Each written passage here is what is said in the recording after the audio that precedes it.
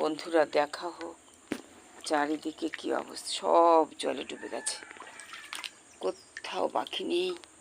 গাছগুলো, এই যে কুমড়ো গাছগুলো জলের তলায়, কি অবস্থা, সব ডুবে গেছে, নেই শাপলা, কেউ নেই, সব জলে ডুবে গেছে, চারিদিকে অন্ধকার। লালি কি করবি, লালি কোথায় যাবি? ওরে কপাল, লালি রে কই যাচ্ছিস লালি?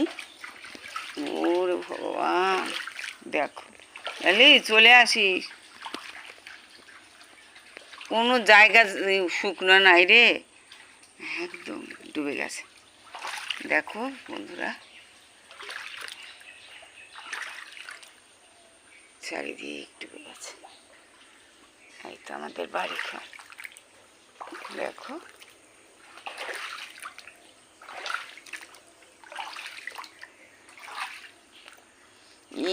এই দিক দিয়েও একেবারে ডুবে গেছে।